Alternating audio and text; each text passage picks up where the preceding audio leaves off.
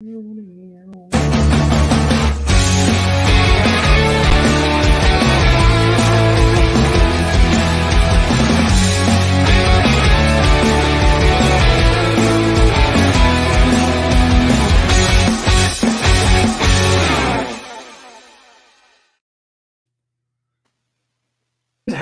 everybody. Welcome to episode 14 of the Paws podcast. And we are joined with none other than FIU royalty.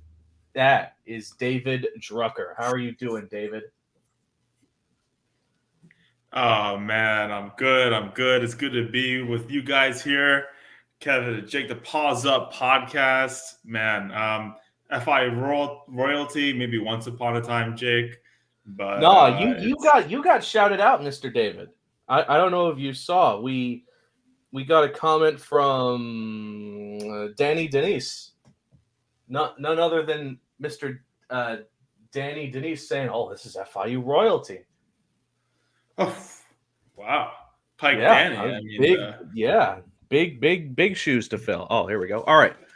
So, David, you're doing quite a bit these days. You're working for the engineering center, I believe, as let me make sure I get this right, a communications manager, and on top of that, you're a staff writer for FIU News. So, you're doing quite a bit at FIU. So, I got to ask, just how's the college treating you, David?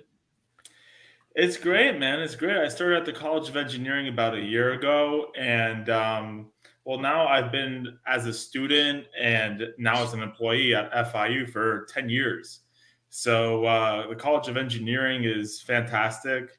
There is like a lot of really cool research that happens over there in engineering and computing. Maybe we can get into it a little bit later. But I still write for FIU News. I did move over from external relations to the College of Engineering about a year ago, but things are good, man. Can't complain. Just putting my paws up professionally. You know what they say. So, you, if I'm not mistaken, you graduated in the class of 2018, I want to say, which was the same year that I joined. So what do you remember about the state of the college during that time, including, the campus, the residencies, and the dining options? How has the campus evolved? In just 5 years, guys, the college has changed so much. Like, I think the first thing that stands out is if you look across the street of 8th Street, there's like 4 high-rise condos now that weren't there when I was a student just 5 years ago. And that new rec center opened up in my very last year at FIU, and I wish I'd opened up sooner. Like that was amazing, But yeah, I mean, FIU is just building every day. It seems to double in size every like 5 years. Yeah. And when you're an alum, it's just cool because you come back and you're constantly finding new things. Parkview. No, they call it Tamiami Hall. Yeah, that got built right on top of where I tailgated with my friends. So it's kind of crazy how FIU has evolved. It's really cool. So, David, this is an athletics podcast. We go into all athletics. So, what really stood out to you during that time when it came to FIU athletics? Yes. Well, Kevin, I was a student in the era of Butch Davis. Yeah. Yeah. Also, Ron Turner. Good shout out. Good shout out. A wee bit less notably, but Butch came in my senior year, and it was really hype. I mean, probably the highest profile coach we've had, at least coming in to FIU. And I don't know if you guys remember or were following the team back then. I mean, Jake, you said it was your first year, and Kevin, I believe you are beginning your FIU journey next year, right? In a couple months. Cool. Congrats. So there was a lot of hype around that, and he actually went 9-4 that year and won our first bowl game in over 10 years. So, like, being a senior, graduating that year, it kind of felt like the sky was the limit for FIU football. FIU basketball was, getting off the ground. I think Jeremy Ballard came actually right after I left as a student. And FIU baseball definitely had its moments. I remember we beat I think, a couple of times in 2018. That was the And last time they won. So. yeah, our neighbors there in Coral Gables, and it was a good time. It was a good time to be an FIU fan in 2018. Yeah. Now, before we continue, I did have a question. It's sort of become an internal debate within FIU. Do you think FIU is considered a soccer school these days? Yeah, Yeah. definitely. Yeah. Okay. Okay. When you look at what sport people get up for the most at FIU, it's soccer. And when you look at what sport we excel at the most, it's soccer. And my question is, like, imagine, guys, if they expanded the bleachers of that stadium. Like, how you see it when they do bring in the additional bleachers for a big game, that they fill out that place. So imagine like what that place would look like if there was like 3 times the seating. It would be amazing. So FIU definitely is a soccer school. I just hope that we become a football school and a basketball school as well, if you know what I mean. Yeah. You kind of just hope they become you just kind of hope they become a powerhouse type of school, because with Conference USA kind of getting weaker and weaker as the years go on, FIU's, I guess, winning window begins to open. That window to win now begins to open. I mean, you see it next year with football. FIU has to be one of the better teams in Conference USA. You have FAU gone, UTSA gone, then you have basketball, baseball, same situations there. And I mean, baseball's on, I believe, on an 8-game winning streak. So maybe by the end of the year, we're talking about baseball as the baseball team as maybe the top team in FIU. Yeah, FIU should be winning more Division I conference championships than we ever have in our history, if you think about it, right? Yeah. Like, we had the men's soccer team finally breaking through and getting that conference title, first one in a few years, and winning the American, of everything. And then football, I mean, I'm curious what you guys' thoughts are, but to me, the conference looks a lot weaker. I mean, you have a lot of the real heavyweights gone. UTSA is gone. UAB is gone. FAU a few years ago, they're gone. And so, like, the question is, why can't FIU, if we're building upon our success last year, reach that level where we're playing the conference championship game? If not this year, then the next year, To me, that's probably what the roadmap looks like for Scott Carr and Mike McIntyre. So I don't see why not. And in basketball, I was reading some news that Jeremy Ballard had been extended. I don't know if that was official, but let's save that for news break. Spoiler alert for news break. But a lot of news as of late with FIU, and I completely agree, David, that regardless of sport, this college has the pieces, whether it be a new coaching staff, fresh recruiting across the board, and an influx of fans wanting to support the team. Those 3 key ingredients can lead to a pretty damn good program, regardless of the sport here at FIU. And not only that, I mean, the recruiting this year was incredible. You flipped the guy from Auburn to come to FIU, Kewan Jenkins, who could probably turn out to be the best quarterback in FIU history. That's what Jake and I have been saying. Many people who we brought on the podcast have been saying it. He could be the best QB that FIU will ever have. You brought in some good offensive line recruitments. I mean, FIU got really good, and I think they'll be one of those top dogs. When we've seen Mike McIntyre in previous stops with San Jose and Colorado, we've seen that he has that first year, which is kind of like let's see how the team looks this year. Then you have that bridge year, and then you have the year where they're competing. FIU is kind of going into a bridge year, but man, with how Conference USA is looking, you kind of maybe assume let's skip that bridge year and let's go right into the competing, because FIU could probably make a bowl game this year if you look at it. Mm-hmm. Yeah. And I wonder, Kevin, you bring up that stat about Mike McIntyre, right? Like in his first year, usually it's a rebuilding year. But I wonder if you guys have also kind of made this like assumption that I have, which is, okay, and let's see, where was he before? He was in San Jose State, right? Yeah. And then he was at Colorado, right? Yeah.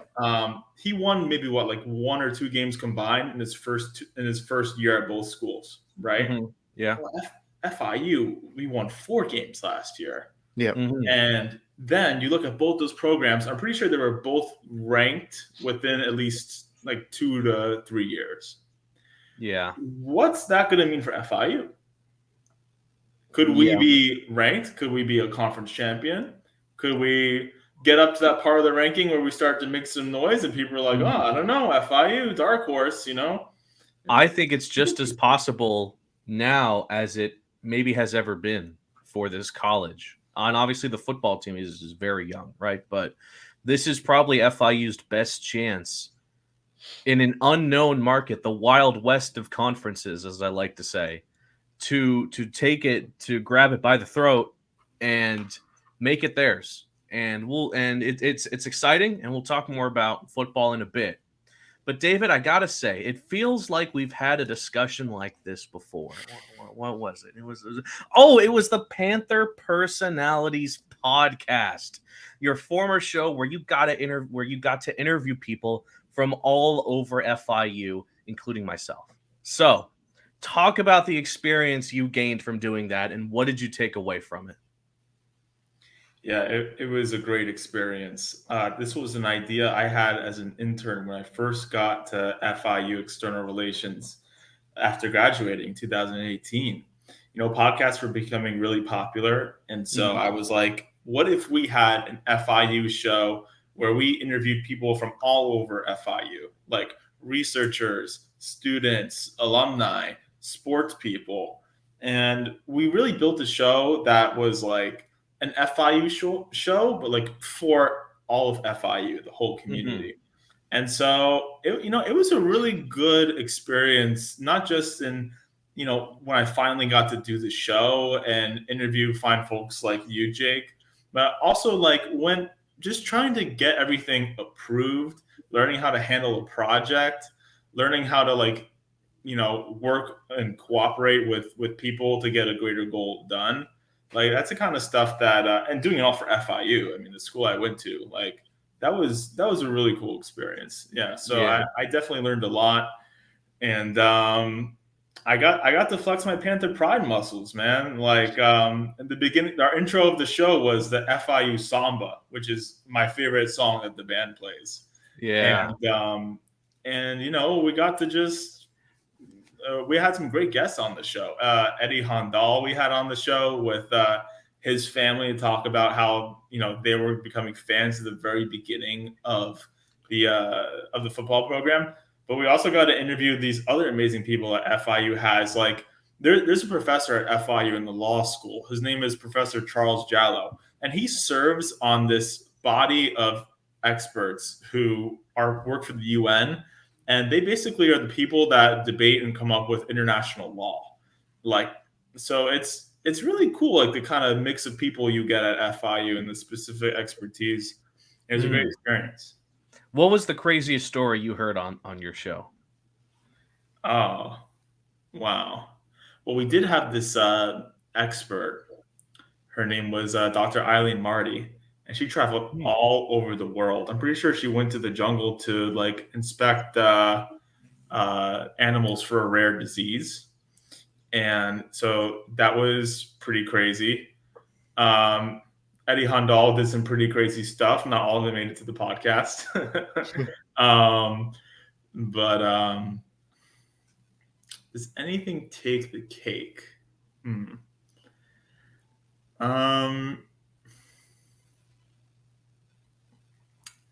Not sure if I can think of anything right now. I will say the Jake episode was one I definitely remember. Yeah. Oh yeah, of course. Top 10, top 5. Let's keep it above us, David. Oh yeah, of course. A couple of young sportsmen just cutting it up, as Stugat says. Yeah. David, if given the opportunity to continue it, would you do it again? Panther personalities? Yeah. Oh yeah, for sure. I mean, I think that FIU is just like a well of really interesting people. Not only because we're a great research university, Paws up, that's right. Paws Up. You know, And one you of the saw that things. before I did. Well, we're a Panther family. We have to do Paws Up Yeah. at the same time, Jake. One of the things, it was interesting, like right before I left FIU External Relations, was we were trying to figure out if you had to teach people how to do Paws Up, what would you show them?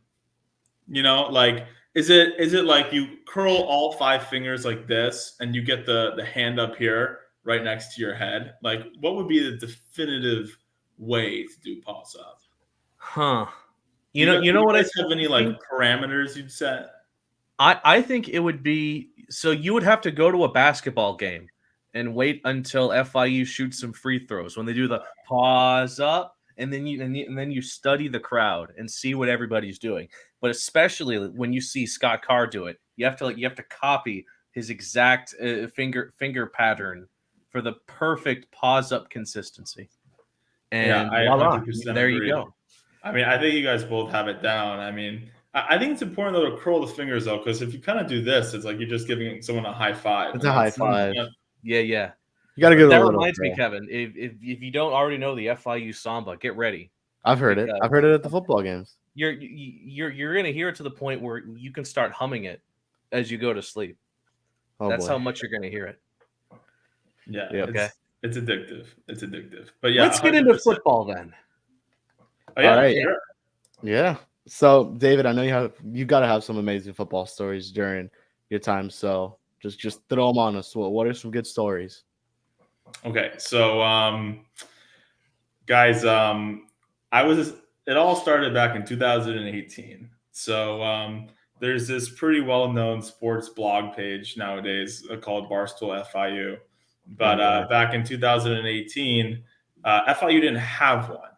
But me and my friend who used to do Panther Now, Jake Spiewak, we were wondering, hey, is there another way to talk about FIU sports, now that we don't work for Panther Now anymore, formerly the Beacon back then.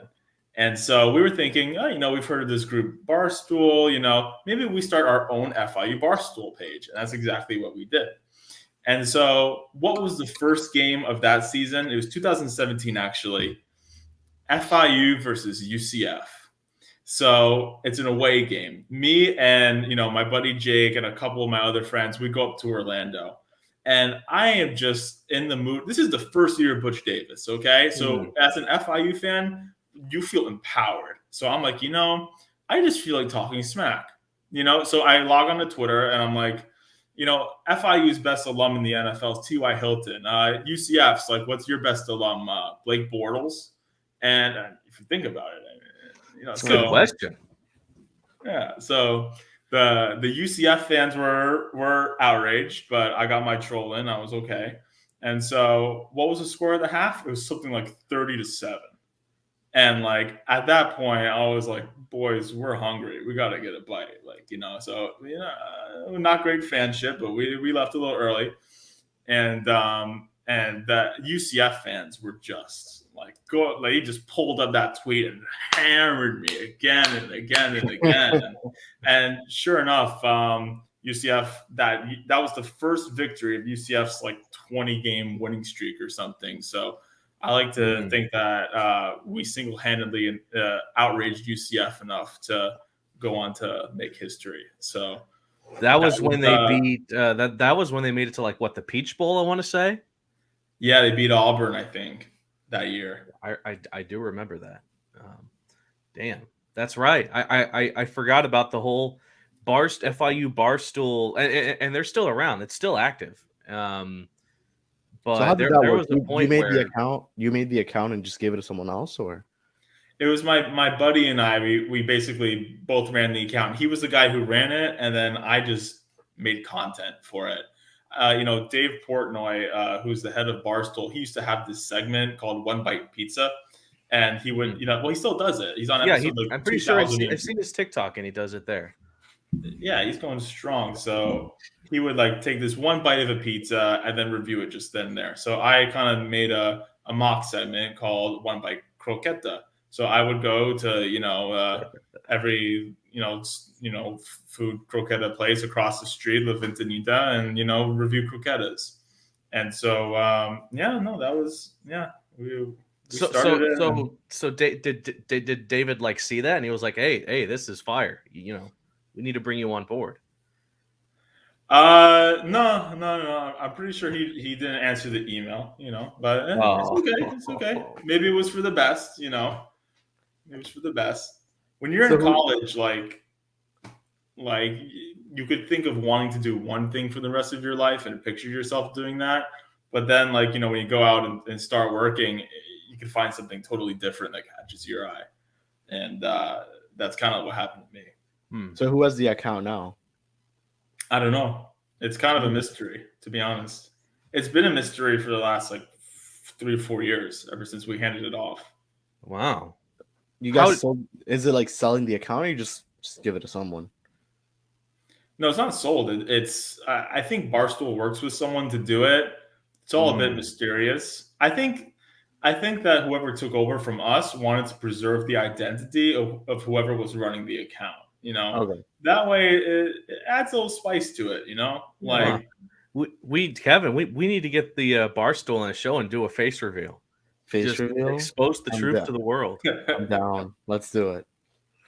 So, David, you were there for Ron Turner. Again, great shout out. You were there for Butch Davis, and now you're witnessing Mike McIntyre. What do you think about this coaching carousel of FIU? Well, I don't know if it's really a carousel in the classic term, in that we change coaches every year or two. But it's the coaching merry-go-round, you might say, has been good. It's been pretty solid. I mean, Butch, yeah, we had that kind of couple bad seasons at the end. I mean, really bad. But as an FIU fan who had Ron Turner before, it was kind of you were just really grateful for those 3 years up front where we went to 3 bowl games in a row, and we beat the other team in Coral Gables, which I'm sure we might talk about later. But the Butch years, all in all, it really was a roller coaster. The Butch years. I mean, talk about the highest of highs and the lowest of lows. But the Mike McIntyre era, I mean, when we launched, when we announced Mike McIntyre, I was surprised, to be honest. I'm not a hardcore college football fan in that I follow all the Power 5 and Group of 5 teams, so I wasn't really familiar with him before. But once you did a little research, it's okay, this guy is a turnaround GOAT. And I remember the first press conference that he did, and the guy just oozes positivity. I mean, you guys had him on the podcast. He's just willing to do every single media interview, and he really keeps it positive. So it was, you can just tell the players rallied around him too. And he was exactly what we needed at this moment. So now I'm a big fan of the hire, and I'm really curious to see where he takes it from here. Yeah. Jake, who are the other options for that coaching job? So there was there were 2 or 3 options. Most of them were, I know a couple were some South Florida high schools that they wanted to come up and then coach FIU. The other, I believe, was someone from Bethune-Cookman. Excuse me for not remembering his name, but there were a lot of options, and I'm in the same boat as David, where I was looking at who was available for FIU to take over the coaching, and Mike McIntyre was not on my radar, right? But I can say that with all positivity that it was a great hire. And again, for most teams, 4-8 might not be big deal, but for FIU it was a massive deal because the roller coaster of Butch Davis had a super high ramp in the beginning, and then it crash landed massively in the end. And to see a program that how they could have been more down in the dumps to the point where people were asking for the football team to go to FCS and maybe they'll have a shot there. To see them jump up to 4 wins, some of them very convincing wins, by the way. And now you bring in an amazing recruiting class.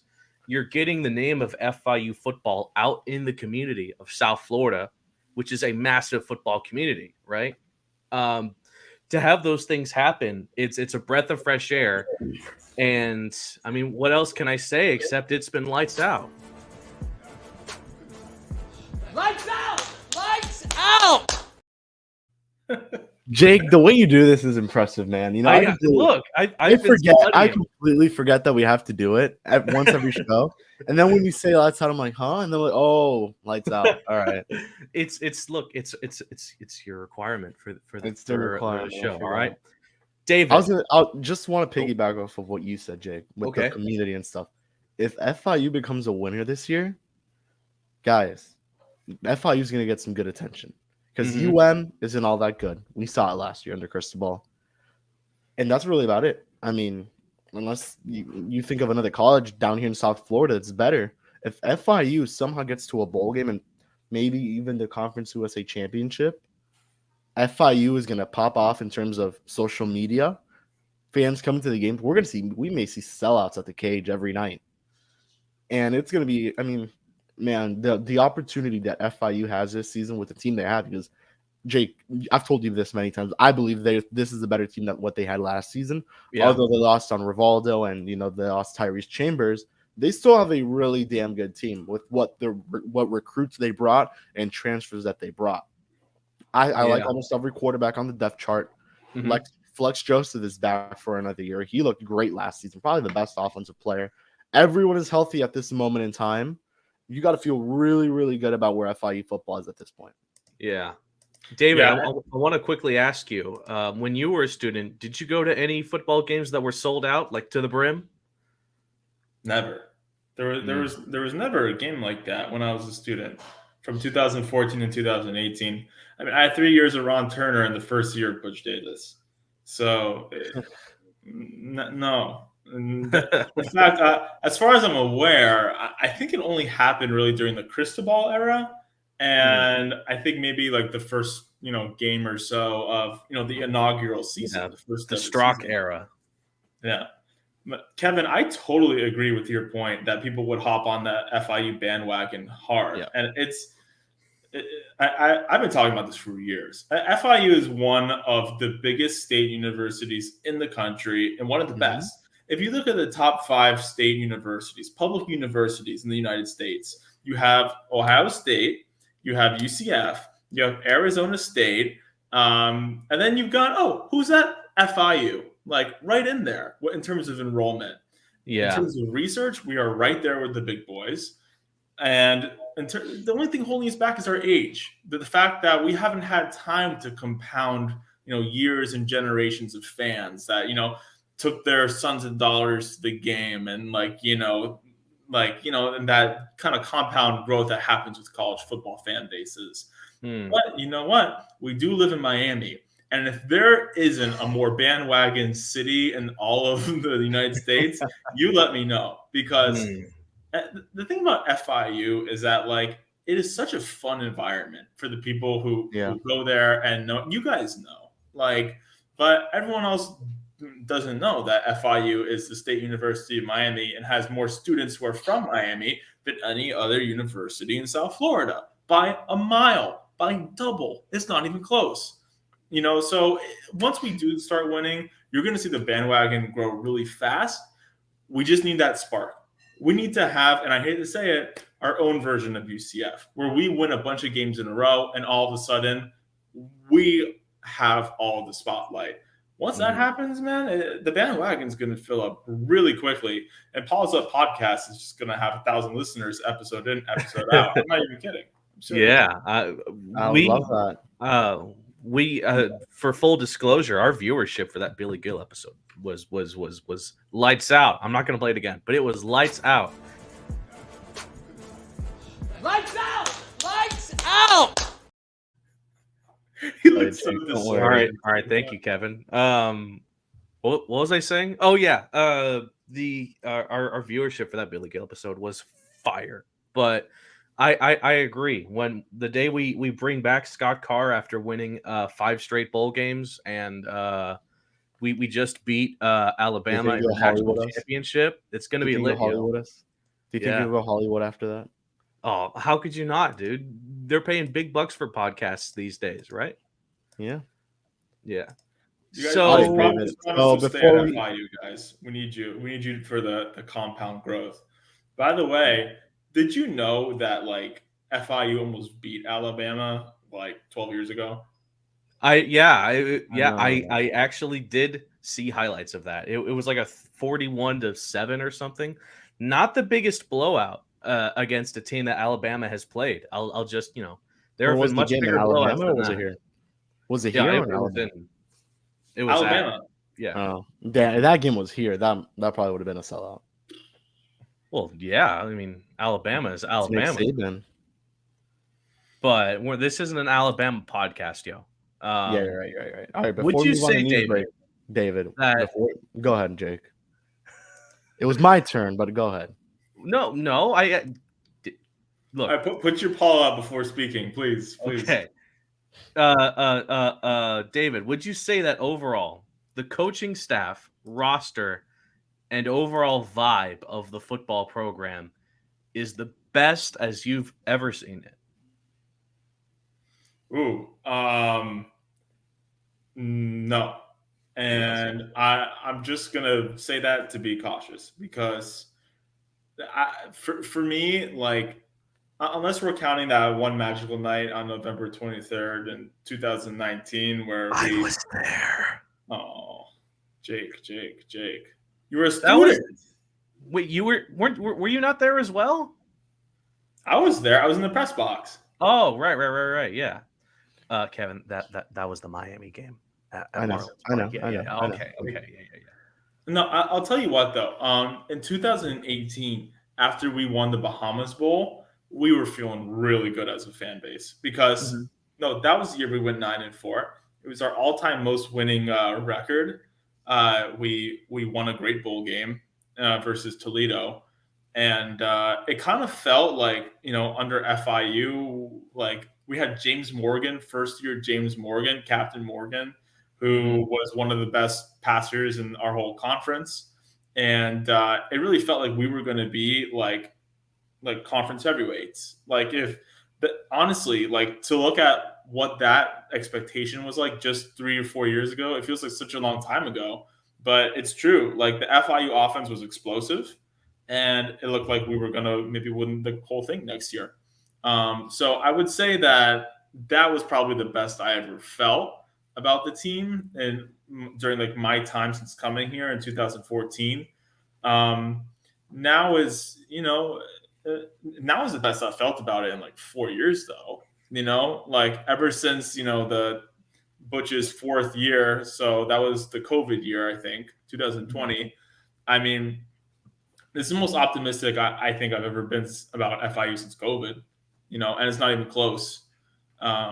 Especially the quarterbacks, like, isn't it interesting, guys, that like you kind of look at the quarterback room, at least for me, and you got Grayson James, Hayden Carlson, and then you've got what's his name from Texas? Help me out here.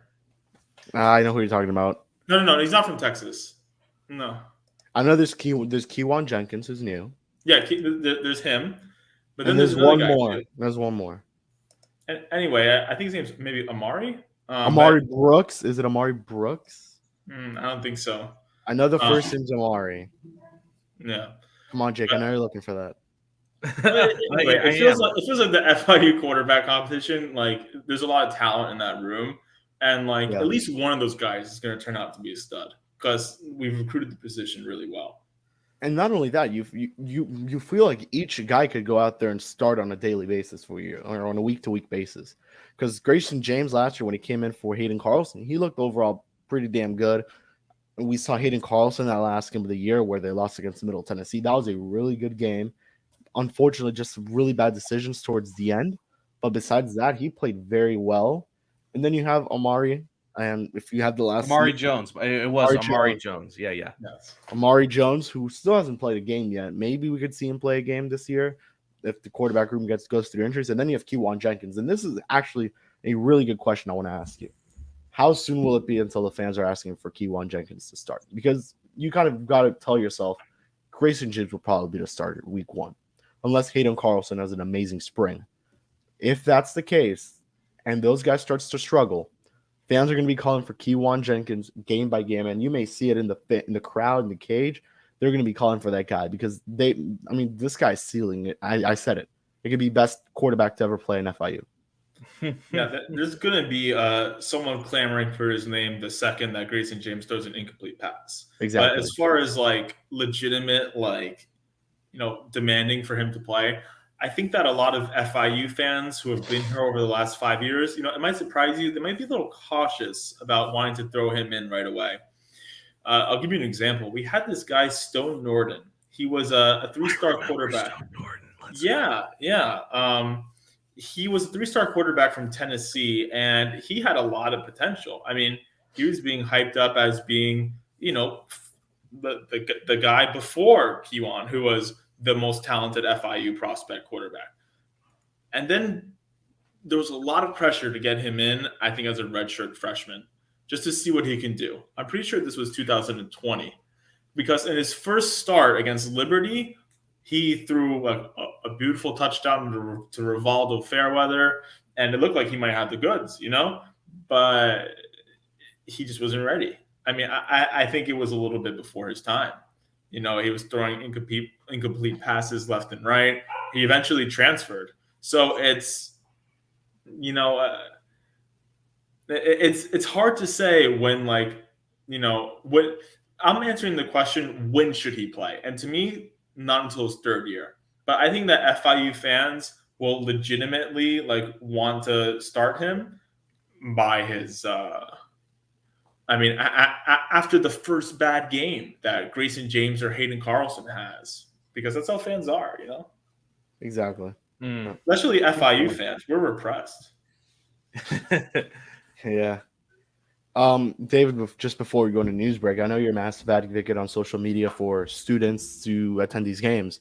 Now, or FIU football games, under the direction of Scott Carr and Mike McIntyre, that are taking this program. Do you think they're going to, are they doing a good job right now with what they've got to bring fans to the stadium? And what do you think they should do? They're doing a fantastic job. They're doing all of the things that, as an FIU fan, over the last 5-10 years, you've been begging to see. They've done a great job, and I don't know if it's probably a whole team at FIU behind the scenes making this happen, but tailgates really seem to have bounced back at FIU. I mean, they're letting people tailgate in Tamiami Park, which is legendary grounds for a lot of FIU fans from the T.Y. Hilton era.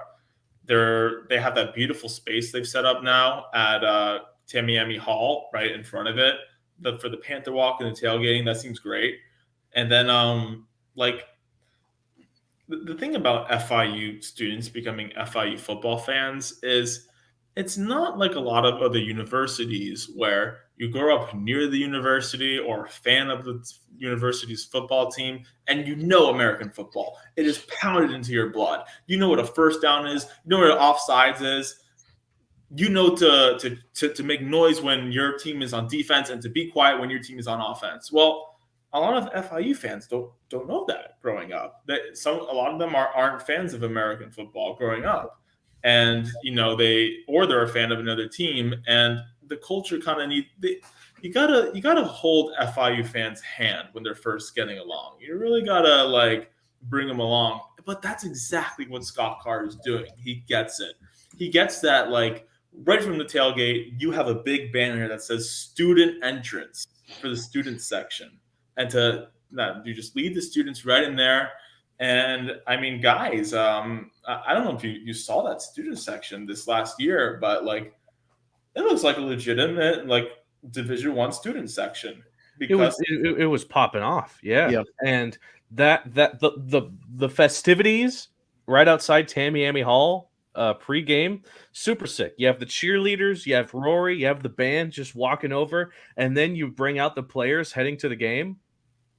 It's a cool experience, not to mention a bunch of giveaways, a bunch of free stuff, tailgating in the giant lot behind Tamiami. Tailgating is such I think it's an underrated part of the overall game day experience. It's just chilling back, drinking some drinks, eating some food, and just chilling with the homies. And the fact that FIU now welcomes that is super sick. And probably one of the smartest moves, no joke, that I think they've done in years was bringing back tailgating. Yeah, for sure. I mean, it was brilliantly brought back, in my opinion. And like the student section part thing to me, like you can't overlook, because when I was a student, it was totally ambiguous where the student section was. You had no idea. There was maybe one sign that said student section, and it was kind of small. So as a student, you're just gonna sit wherever you like, wherever feels comfortable. But then, like, you kind of miss out on that atmosphere of having that whole section get rowdy, and so it was, they've done a great job getting students to the game, honestly. Yeah. And I think that now just what needs to happen is gotta win games. They win games, they'll keep coming back. Yep. And oh, by the way, we're on uniform watch now because those Vice jerseys, they're those are going to be heat. I already know. Yeah. All righty, I think it's time for a break. An FIU athletics news break, talking about all things FIU athletics and some FIU news in general. So let's get into it. First thing first, former FIU football tight end Jonnu Smith has been traded earlier today from the New England Patriots to the Atlanta Falcons in exchange for a 7th-round pick. Despite signing a 4-year, $50 million deal recently, Smith now finds himself battling for the starting tight end position in Atlanta, along with, of course, Kyle Pitts, while New England saves some money in cap space. FIU football has announced that their Thursday night game against the Liberty Flames, which was originally scheduled for September 28th, has been moved back to Saturday, September 23rd. That game against Liberty will also be FIU's homecoming game, and the Panthers will now have a week off after that before heading to New Mexico State on Wednesday, October 4th. Moving on to men's basketball, earlier today, Liam Rooney, and was also backed up by Eric Henry, reported that head coach Jeremy Ballard has had his contract extended with FIU until 2026. Initially, Ballard's contract was set to expire in April, but a move must have been made to keep Ballard at FIU for at least 3 more years. And finally, former guest of the show, Billy Gill, has announced via the Dan Le Batard show that not only will he be attending the FIU Miami baseball game on Wednesday, but he will also be throwing out the first pitch. But I mean, don't take it from me. I mean, just I had a late situation come up. I don't think that I'm going to be able to cover Puerto Rico and the DR on Wednesday night. I'll take your credential. Really I'll take it. Bummed about. But, and Dan, this is an exclusive that I just found out about. And this doesn't have to do with the World Baseball Classic. I was invited to throw out a first pitch at the FIU-UM game on Wednesday night. Let's go. So I think I'm going to be doing that on Wednesday night. From if you the guys mound, want to go. please. I'm worried about it, Dan. He's got a little bit of elbow tendonitis. I'm struggling right now. I either need Tommy John surgery or I have tennis elbow. Something's going on with my elbow. We talked about this on Mystery Crate. I've been wearing a shooter sleeve. I don't have it on right now, but I've been wearing one of those copper fit compression things. Stugat saw it on Friday when we were recording what was going on. So I have an elbow thing going on, and I scratched my eye on Monday. I have an eye doctor appointment. That's why I stepped out a little while ago. I'm just telling you.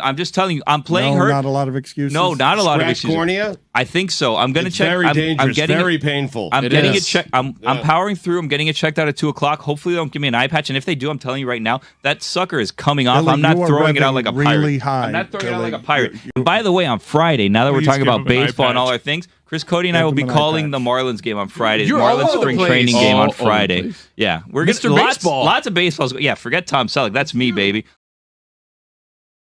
Shout out to the Dan Le Batard show with the Stugats. And yeah, there you go. That was your look at FIU news break. Jake, like, what was the hand action? Like, were you calling someone for the bullpen or something? Or that clip was a little bit longer than I expected. He started to go about Marlins baseball, and I was like, we just spent like an hour talking about Marlins baseball. We love Marlins baseball on the show. We love Marlins baseball. All right. Can I just say that besides for the obvious, like, if I can just make a takeaway from Jake's news break, besides for the obvious good news that Billy Gill is throwing out the first pitch, that's great for the culture. Should go on Wednesday, by the way. Huh? You should go on Wednesday to the game. Yeah. Oh yeah, for sure. I'm going to. I have to. I'm on campus that day. Yeah. And that Sun Blazer beer, I gotta try that. I had that on my planner. Ask David if he's had the Sun Blazer Golden Ale. I was literally gonna ask that. I haven't. I have long yearned for a Sun Blazer beer ever since they were released, and I just crave a glass mug to like pour beer in the side of, and just kind of like turn it and get a little foam at the top. It's just amazing. But anyway, Jonnu Smith, low key in like your 2-man fantasy football leagues, he's going to be a dark horse tight end. I'm telling you. Pick him up. Kyle Pitts been struggling a little bit, and you never know. Mm-hmm. All right. The problem is who's throwing the ball to him. That's the issue that worries me. You're right. It'll probably be it's going to be Desmond Ridder, I guess. Unless they're not going to sign Lamar, so we'll get into free agency at the end because we have to talk about some free agency stuff. But all right, Jake mentioned it. Coach Ballard got an extension until 2026. Now let's keep this in mind. He got to the Conference USA tournament. They were the favorite to win their first round matchup against La Tech. They lost the first time. Oh, look at that. Eric Hendricks is signing with the Chargers. Okay. No one cares. They beat LA Tech the first time. They lost the last matchup by 1 point in overtime, and now they lost again in overtime against La Tech. He once again has another losing season, correct, Jake? Only 13 wins it was. So they haven't had a winning season in a very, very long time. Jake and I both mentioned that I think it was time to move on from Coach Ballard, although he is one of the greatest human beings we've ever met, probably one of the best coaches in terms of personality-wise we've met at FIU. David, what are your thoughts on the extension, and do you agree or disagree with it? And then Jake and I will give our opinions. Yeah, I want to see Coach Ballard stay and get a full season under his belt and win some games and win some games in the conference. Here's why. I saw him take over, and I agree with you guys. I'm a huge fan of his character, and he's also got what I think a program like FIU needs, which is that he is young and hungry and likes to be aggressive, and that's kind of what our kind of team and culture needs. He's willing to get out there in the community and get fans to the game, butts and seats. Like when I was a student, I actually covered men's basketball, and the coach at the time, he was not in the beginning of his career, and we were even worse than I think any low point that Jeremy Ballard had been at, and the attendance was dreadful. It was sad. Oh, when they would do the Paws up thing, I wanted to cry because there wasn't a single paw going up in the stand. I mean, so for me, like, you could say, all right, well, a lot of coaches would want FIU's job, surely some good coaches. For me, the thing that I just really want to see from Coach Ballard is I've seen what it looks like when he gets a complete team and gets it going. I know these last few years haven't gone his way, but I think it was his first year. He had Osasu Osagai, and he was the number one shot blocker in all NCAA. And he was coupled with this guard named Antonio Day, who went on to transfer to Fordham and then Coastal Carolina. And at the end of the year, they just got things rolling. Like they won the first game in conference competition. You guys know what happened then? Jake, this is all you. Oh, you know what? David surprised me. What happened? COVID-19. Oh. COVID-19 happened right in the middle of the Conference USA tournament.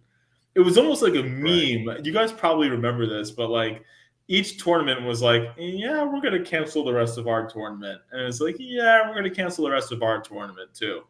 And it was such like a heartbreaker because they were a really good team.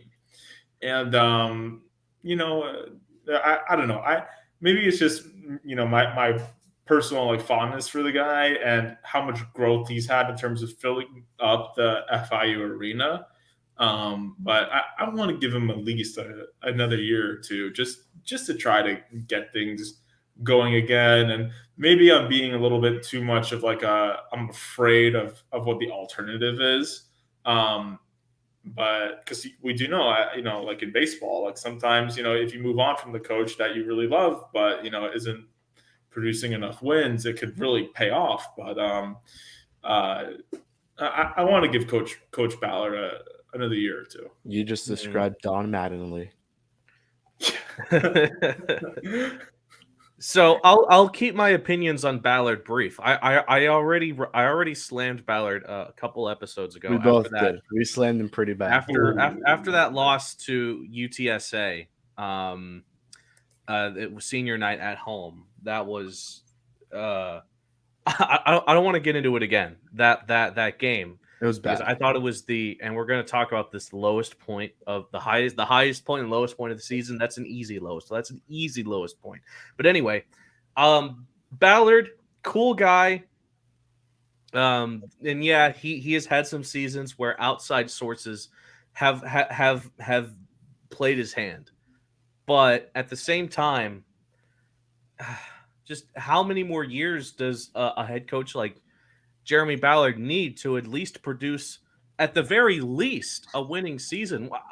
For the most part, we're not even asking him to go and win a conference championship like that. Just produce some solid wins, especially against non-conference opponents, to prove that you're the guy. And again, his last winning season, and again, I want to get this right. His last winning season came in 2018. And there have been coaches in other sports for FIU that didn't survive as long as Coach Ballard did, despite continuously achieving losing seasons. And it's not even just the coaching itself; it's the recruiting, it's the rest of the coaching staff, of course, the recruiting as well. That leads me to the question: why can a team like FAU achieve the success that they did this season, and a team like FIU couldn't match them in that, despite being in pretty much the same region with all the insane amount of talent that this city can produce for the basketball team? So do I personally agree with the 2026 extension? Not really. But I am willing to give him one more chance with the factor of having a completely healthy team, and especially a team with some absolutely undeniable talent that the basketball team has. There are some key players on that team to be excited for the future, right?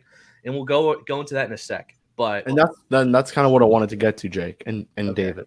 What do you guys say this past season? That was the best team FIU. That's the best team that Jeremy Ballard has had in his FIU tenure.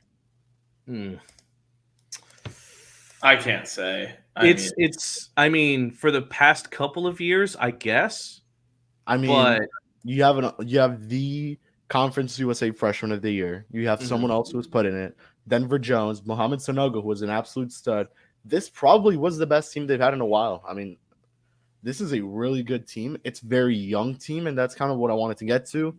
I disagree with the extension. I'm kind of on the same boat as Jake, where he's had more than enough chances to do this. You probably had an excellent team this year, a very good team in my opinion. And during that middle stretch of the season, FIU beat UAB. They beat Charlotte, who was one of the best teams at the time when they beat them. They took FAU to overtime. I mean, they were playing some really good basketball. And then you go into that losing streak where you lose to the two worst teams in Conference USA.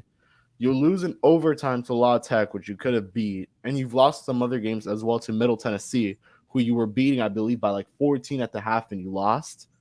That's really like at this one, it's really inexcusable, that type of performance, and that's where I'm telling myself, if he would have won this conference, if he would have won round one of the tournament, my opinion would be completely different. It'd be, he had a tough regular season, but it's the tournament that matters. And Jeremy Ballard showed up and showed out in the tournament. He managed that team well, and he got them to the second round. And who cares if they lost to UNC in the second round?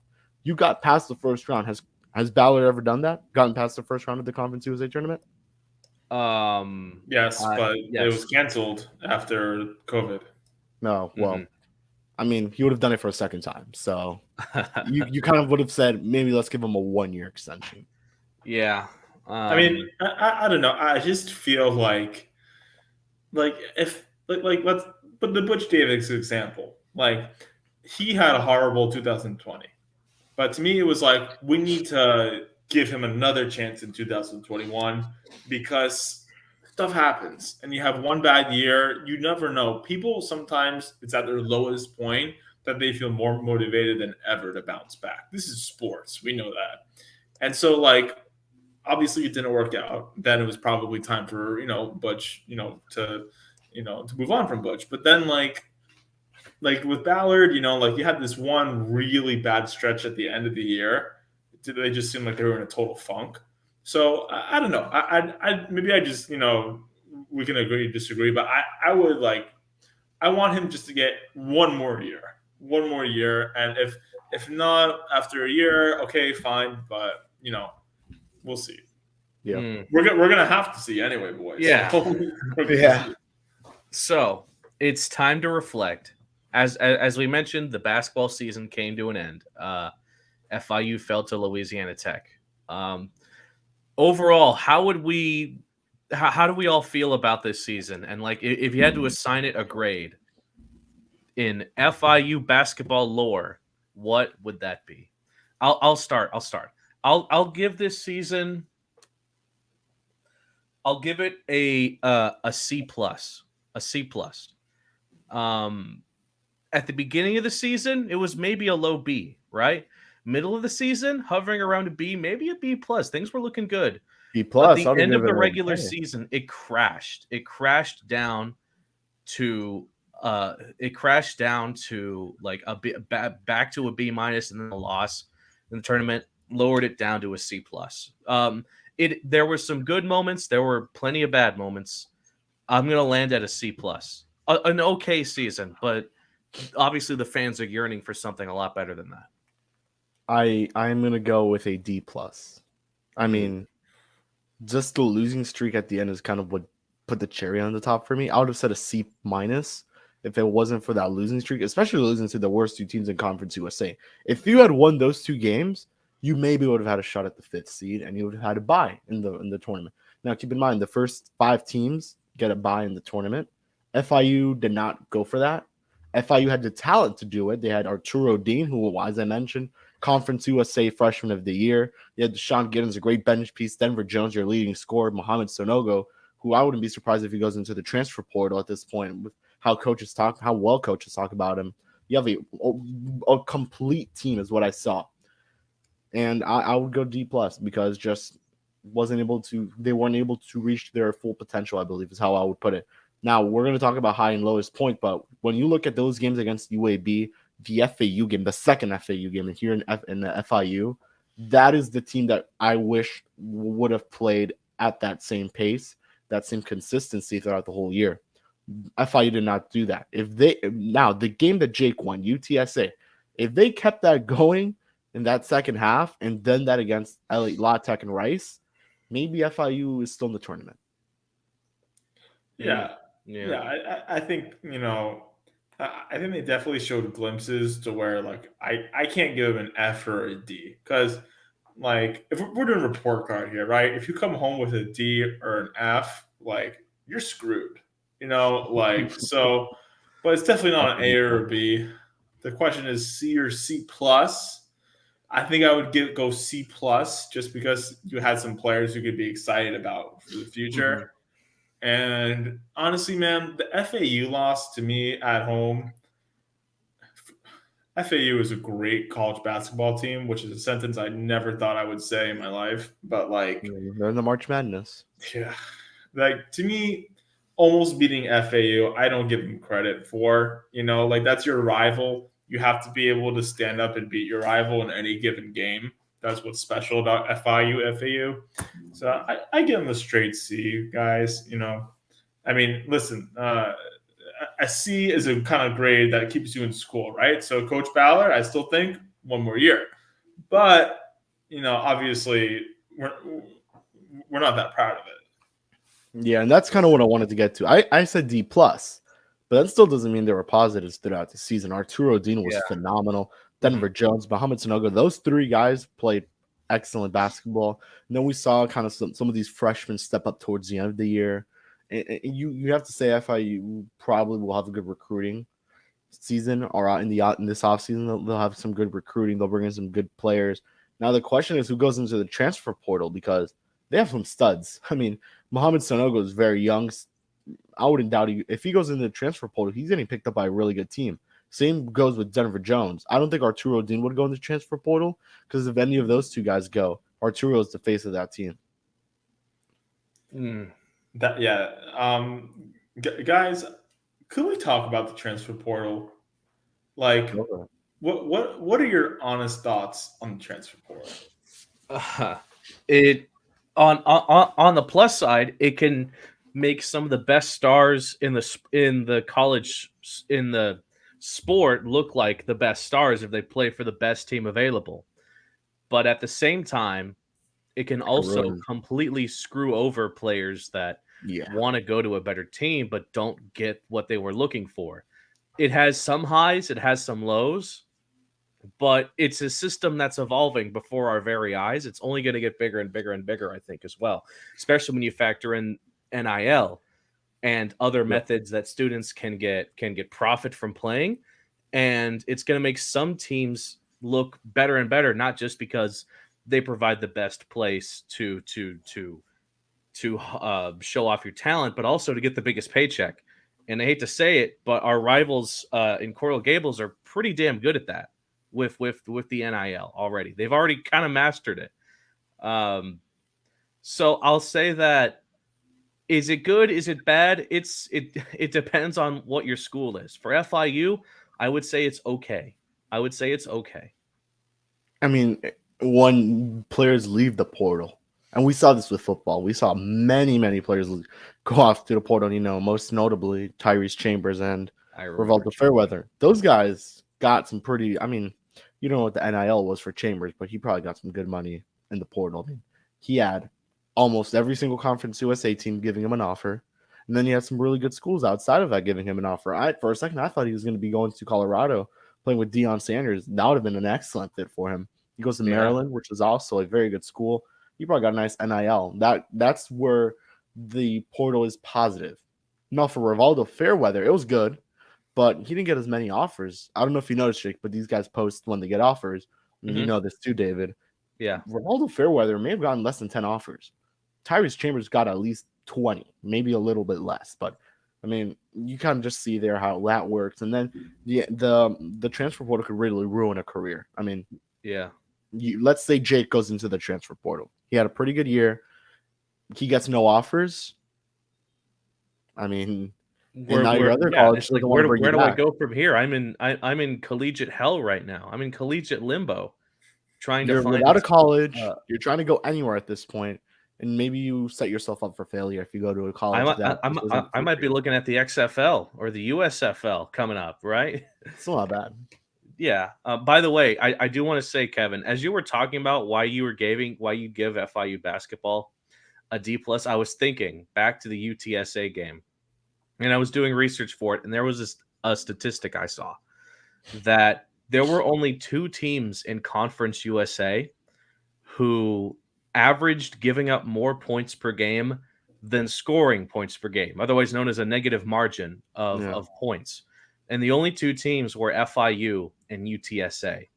And so then UTSA proceeded to beat FIU. So now that I just remember that statistic, I'm actually going to drop my grade from a C+ down to a C-. That's a big drop, but I remember I just remember the shock of leaving that arena knowing what the hell just happened. There was no post-game press conference too. They usually do a good job at press conferences, not for that one. Moving on. Let's continue the party train of FIU basketball. The highest point and the lowest point of the season. I'll kick things off with the highest point, and I'm gonna say it was the game against Middle Tennessee on Pike Night on January 28th. A very solid home win. There were some players that balled off like Denver Jones, and it capped off the end of a 3-game winning streak. With Losing streak, right? Losing streak.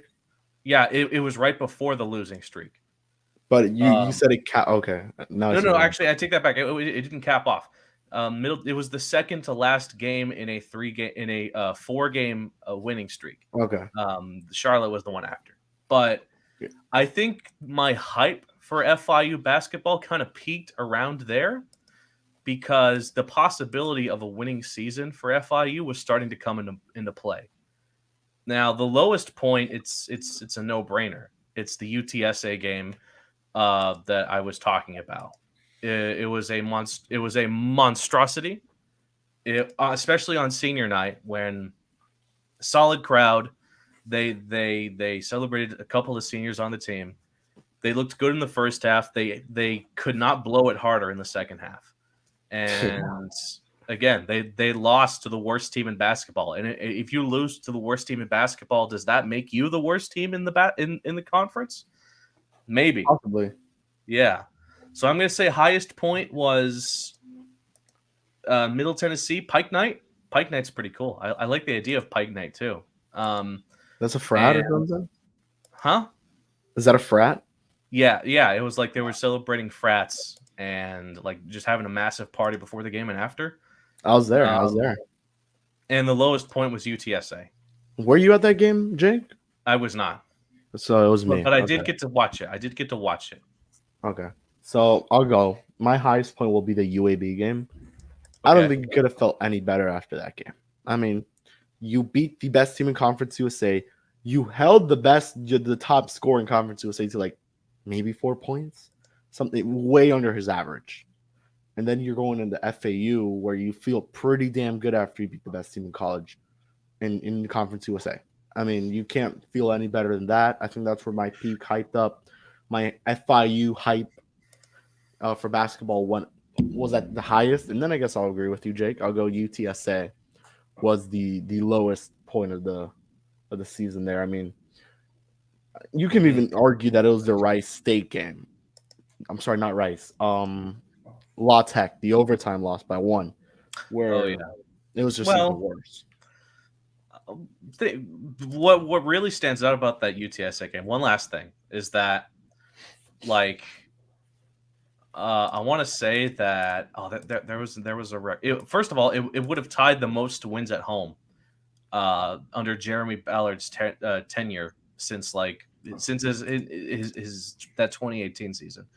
It actually would have set a lot of records for FIU basketball were they to win that game, because again they would have been back at 500 with 2 games left, and it all came crashing down. Don't know if you care, Jake, but Jameis Winston just re-signed with the Saints. Okay. Okay. I don't know, man. I mean, free agency. We love free agency. They already got Derek Carr. I'm assuming Derek Carr is going to be starting. So yeah, I mean he'll be the backup. Jameis. All right, David. What's your call? The highest and lowest point. Yeah, I'm going to agree with Kevin. I really like the win over UAB. UAB is such like a landmark program, for college basketball, and on the road it just felt great. And then I'm gonna give you a little bit of a wild card for the lowest point of the year. For me, it was not a conference game. It was versus Bryant's University. I think it's like the 4th game of the year, and we lost to the Bryant Bulldogs. Why was that why was that the lowest point of the year for me? Because when you lose to Bryant University, like it just, I think for me it brought back like this feeling of like, okay, during football season we beat Bryant in like this crazy thriller, right?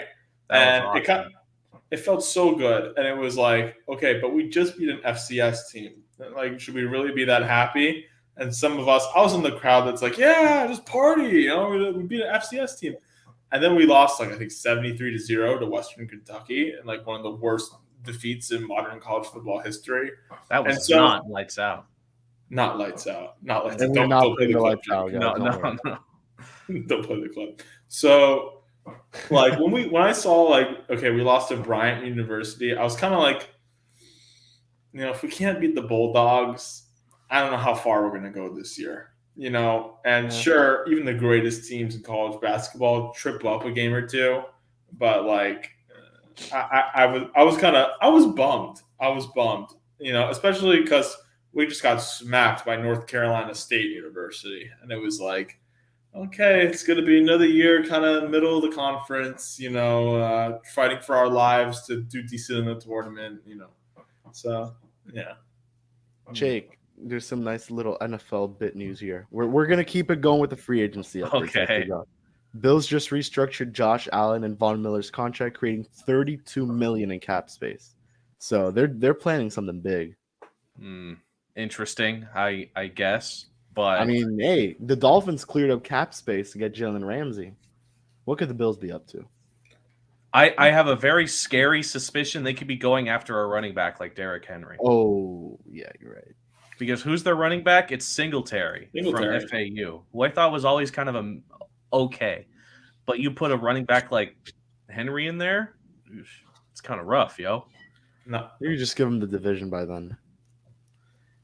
No, because Ramsey gonna lock him up. Anyway, moving on. The MVP of the team for basketball. I think we're This all is gonna what have the I'm same not answer. going to start with. I'm going to let Kevin take the wheel here. Who would I you think we say all- was the MVP? Of the I team? think we're all gonna have the same answer. Maybe not. Maybe one of you guys goes out of the water, and I don't expect. But I'm going Denver Jones. I mean, that guy. When you need clutch, that is Denver Jones. That guy was so clutch on all ends of the floor, offense, defense. I mean, he was lobbing these passes up to Mohamed Sanogo towards the end of the game. That guy was clutch, and he was maybe the best player on. He was the best player on the team, and I won't say Arturo Dean, just because he made so many mental mistakes. And I hope he's not watching, but he was someone who I think the bright light got to him, and he just started struggling a little bit towards the end. Now, I think he's the all-time FIU steals leader or something like that now, but I'm not. That's the only reason why I'm not giving it to him, because he made a lot of mental mistakes towards the end of the year, and I think the bright lights got to him. And I'm giving it to Denver Jones because he was always a humble guy, goes out there, best player on the team. I believe he got to the point where he averaged 20 points a game. He made the all-conference team. You got to give it to him. That guy was a stud. And I really do hope he stays with FIU and he doesn't go into the transfer portal. But if he does, he's going to go to a really good team and maybe get a nice NIL, because that guy could be a number 1 or number 2 option on any team right now in college basketball. Yeah, it's tough, but I think I also have to give it to Denver. And granted, Arturo, amazing year, especially for a freshman. Phenomenal. That's the craziest thing. A freshman put up numbers like that. A freshman led the team in both assists and steals. That's insane. But there was only one player on the Panthers to average more than 12 points a game, and it was Denver. He averages 20, leads the team, right? Whenever FIU had a great game, Denver Jones was always one of the best scorers. He was always one of the ones making the biggest plays, and he deserves the recognition that he got from Conference USA and from us, because I'll agree with you there. I think you have to give the MVP to Mr. Jones. Yeah, I mean Denver Jones. I mean, just send it, because I mean, best scorer on the team. Just pray he stays. Pray he stays. Like that's it. Yeah. You guys didn't ask me my thoughts on the transfer portal, by the way. Oh, Come on, Kevin. What are you doing? All right, I'm just kidding. No, and I don't like the transfer portal.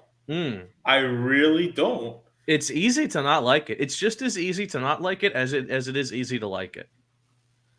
It's like the one thing that I really don't like about it, and I'm speaking as a fan here, is like the turnover. It's like every year or two, you got to relearn your entire team's roster. How many Division One teams do we have here at FIU? Like 17? Like it's exhausting as a fan. You have to be like what is that? Like 300 student athletes? And Something then like like that. another like 75 names you got to learn every year. You Mm. got to be like seriously devoted to like memorize all that. But I mean, further than that, like you get attached to players. You get attached to people like Denver Jones, and honestly, for me, like Tyrese Chambers, and then they're just not there anymore. And then like you got to watch them like post. Oh, I got an offer from FAU. Oh, check out my offer from Western Kentucky. I don't Check out think my FAU offer offered him actually. Did they offer him? Did FAU offer him? No, I don't know. I know you're making it an example, but I'm like now genuinely curious. Did I think I think they actually did. almost every Conference USA team offered Tyrese Chambers a scholarship? I know The one that really stuck out to me was Western Kentucky. Like after they dropped 73 on him, and they said, "All right, you want to join the dark side?" Yeah, that stuck out to me quite a bit. No, yeah, it to me. It kind of like it's maybe I'm like childish in this, but to me it's like hurtful to see like the players who you got attached to like post offers like from your rivals and say how they're blessed to receive an offer from FAU, and it sucks to me and okay, like I'm a very big fan of players living out their dream. For Tyrese Chambers, like returning home to Maryland, that's cool, but like for me, just like as a transfer, like as just a fan of the team, the transfer portal makes like following FIU football, FIU basketball, like so hard. Like, and like the NFL, in the NFL, where players like literally like sign deals for money and there's free agency. There's a lot less turnover than there is in FIU football.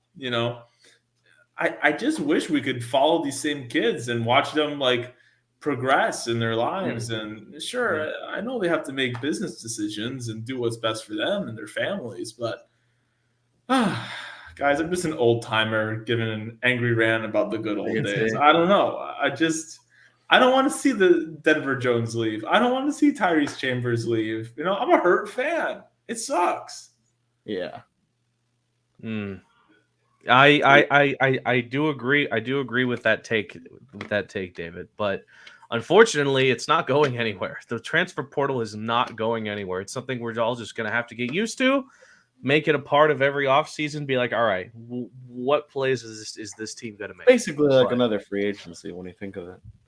Yeah. It's like free agency, but every year. Basically. Yeah.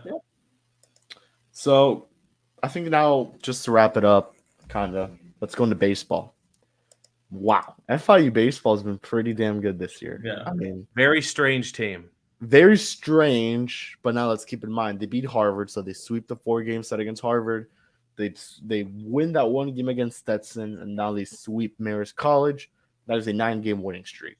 FIU now enters Wednesday with a phenomenal record. I don't have it in front of me, Jake, if you want to look for it. It is 11-6, and they are on an 8-game winning streak. 8 games? Okay, 8-game winning streak. They're entering probably now their toughest game, their first real big challenge of the season, which is UM. I mean, you think of UM, you think of top dogs, some of the top dogs in their conference. Yeah.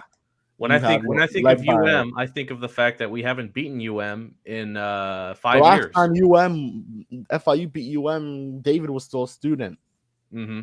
So you remember that? You remember that, David? And look how long that was ago. My gosh, I had a lot more hair back then, guys. How were those days when FIU was the top dog at baseball? Yeah, I've heard the stories. But FIU's last win against the University of Miami in baseball was on April 25th, 2018 in Mark Light Field. How about that? Yeah. So I'll say one thing about the baseball team. Offensively, they might be one of the best offensive teams in the conference, bar none. That series against Marist, they averaged over they average double-digit runs every single damn game. That's crazy. But Maris Pitching wise,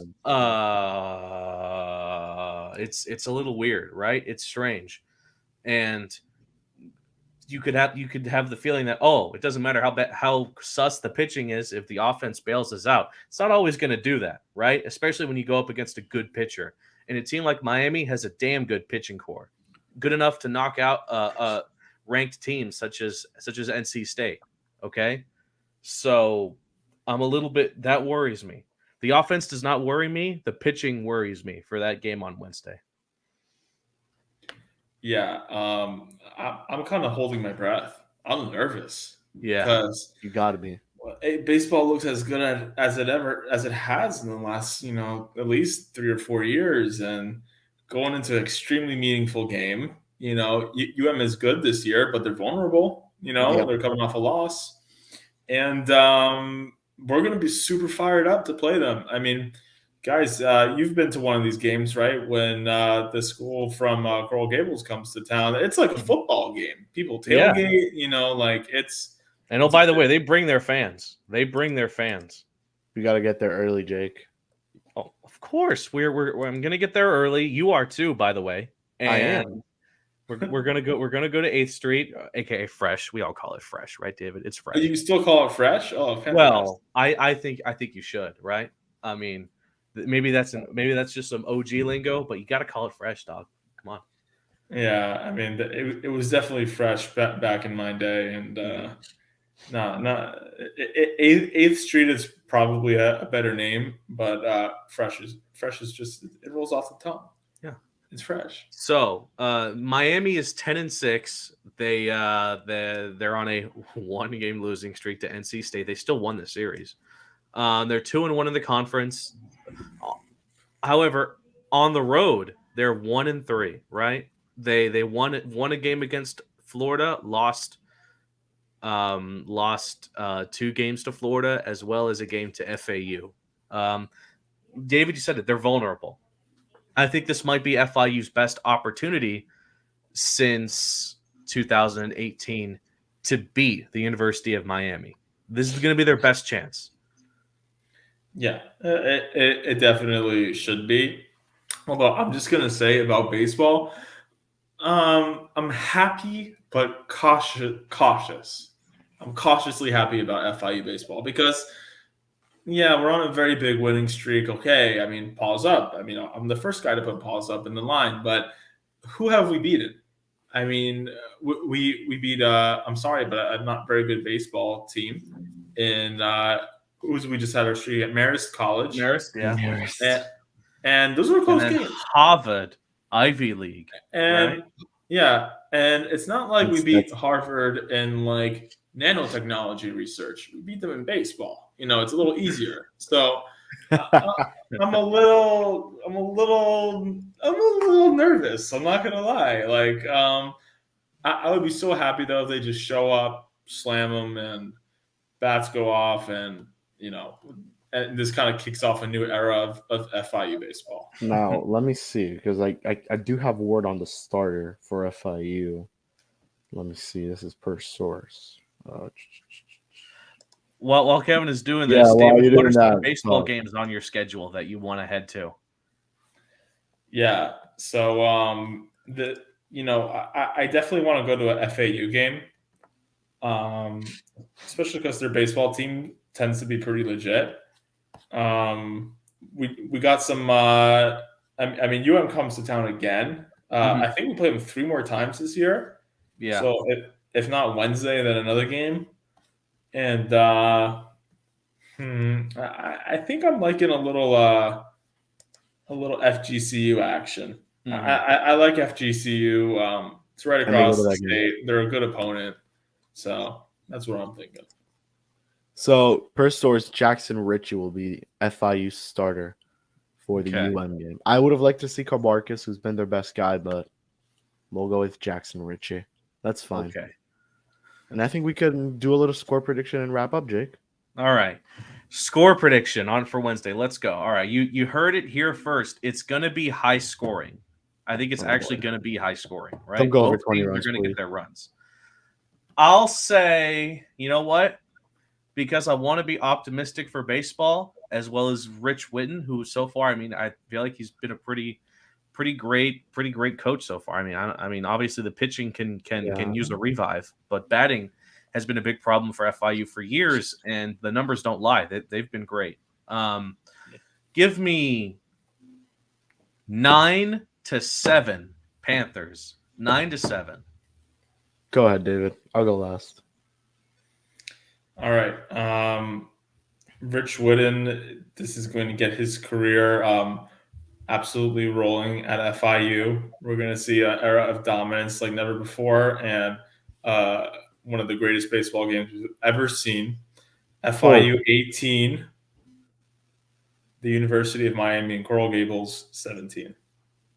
Whoa, that would be a pretty fun game. I'll tell you that. That is a legend. That would be a legendary score, dude. Holy hell. Okay. I'm gonna go. Kevin, I know you got to be cooking up something there. What's your I think score? FIU takes the dub, man. I mean, you look at Okay. FIU's offense, it's been lighting it up, especially thanks to the transfer portal. I know David may not be happy to hear that word, but transfer portal has definitely helped out FIU baseball. I mean, you got two studs from the University of Miami. You got a JUCO guy, Ryan Guida. I mean, you feel really good about what you got there. And, I mean, they've been killing it. The pitching, I wish you went with Kabarkis here. He's been their best guy, but it's fine. I think FIU wins, and I think I'm going to get the lowest score out of all of you guys here, but I think pitching is going to step up on both ends, and I think it'll be 5-3 FIU takes the dub.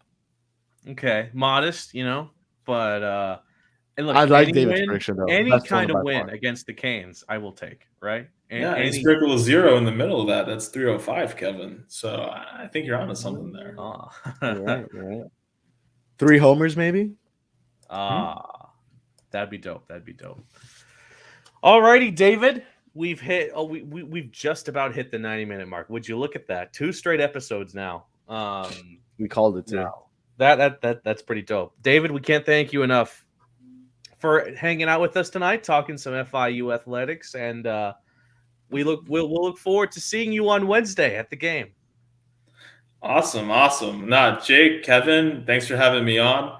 Keep it up. I love me some Paws Up podcast. You guys have great guests, and keep on getting FIU fans content, man. There's not that much out there, so I mean, we're sick. We'll go wherever it takes to find it, and you guys have a premiere show here. I mean, it's like a luxury. So yeah, keep it up. And again, that's a great segue into me thanking our viewers who are listening on either our Paws Up podcast Twitter account or the Lemon City Live Facebook and YouTube channels. Again, can't thank you guys enough. We have some great stuff cooking as the baseball season continues. And if any of you watching are going to be at that game on Wednesday, be sure to stop and say, hey, we'll be there. Any final thoughts, Kevin? No, just make sure to say what's up to us if you see us. Yeah, David's and get gonna a be there. Sunblazer Golden Ale. I can't have it, so have it for me. Well, Billy Gill keep will be there can for the at first The can pitch. looks dope. Keep the can. The can looks dope. I will keep the can if I can, Yeah. but All right. maybe I'll do this. Maybe I'll buy a speak- Sunblazer. I'll buy a Sunblazer, and once I turn 21, that's when I'll drink that same Sunblazer. How far away are we from that, Kevin? Very far, like 3 years. Oh, okay. Sorry. Yeah. So again, thank you so much, David, for joining. And I speak for Kevin and myself when I say so long and pause up.